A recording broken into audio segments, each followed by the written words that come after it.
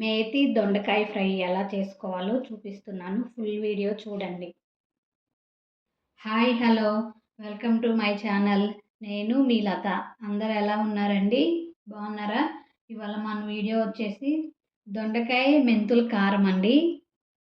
ఎలా చేసుకోవాలో చూపిస్తున్నాను. ముందుగా మనకు కావాల్సినవి దొండకాయలు ఇలా పొడుగ్గా కట్ చేసుకొని ఉంచుకోవాలండి. ఎండుమిర్చి, శనగపప్పు, వెల్లుల్లిపాయలు, ధనియాలు, జీలకర్ర, మెంతులు, మినపప్పు, పల్లీలు, నువ్వులండి. వీటిని అన్నిటిని వేయించుకొని ఫ్రై చేసుకోవాలండి. ఈ పౌడర్కి కారం వచ్చేసి ఈ కూరకి ఈ ఎండుమిరపకాయల నుంచి మనం తీసుకుంటామండి కారం. ముందుగా పల్లీలు వేసుకోవాలి. ఫ్లేమ్ సిమ్ పెట్టి వేయించుకోవాలండి అన్నీ. శనగపప్పు వేసుకోవాలి, మినపప్పు వేసుకోవాలి.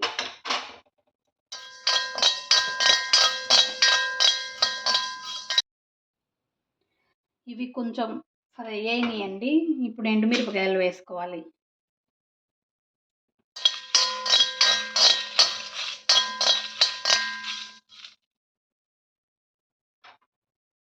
మెంతులు వేసుకోవాలి, ధనియాలు వేసుకోవాలి.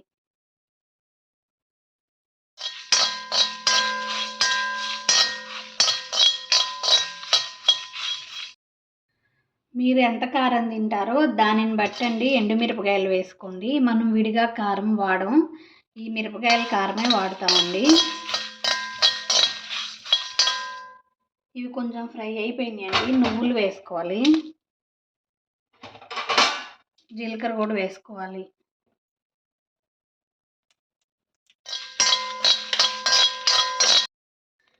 ఇవన్నీ ఫ్రై అయిపోయినాయండి. స్టవ్ ఆపేసుకోవాలి. ఇవి చల్లారాక మనం మిక్సీ పట్టుకుందాం. ఇక్కడ నూనె వేడెక్కిందండి. కరివేపాకు వేసుకోవాలి,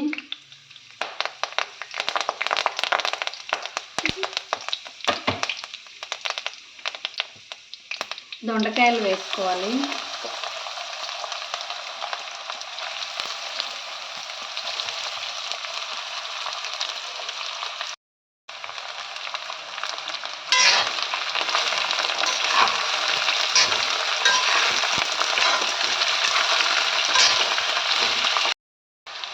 పసుపు వేసుకోవాలి,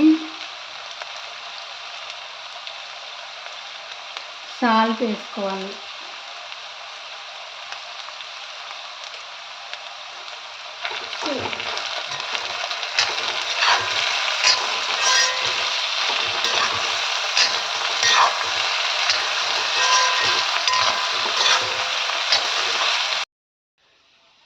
ఇవి చల్లారిపోయినాయండి. మిక్సీ పట్టుకున్నాం.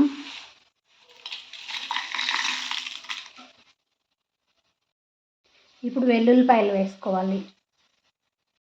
ఈ పౌడర్ రెడీ అయిపోయిందండి. ఇక్కడ దొండకాయలు మగ్గిపోయినాయండి. మనం పట్టుకున్నాం కదా, ఆ పౌడర్ వేసుకోవాలి.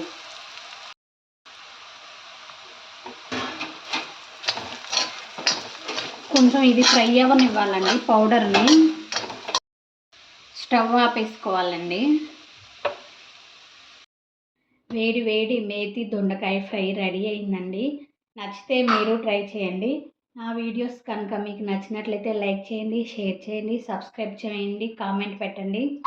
Thanks for watching my videos అండి. Okay bye.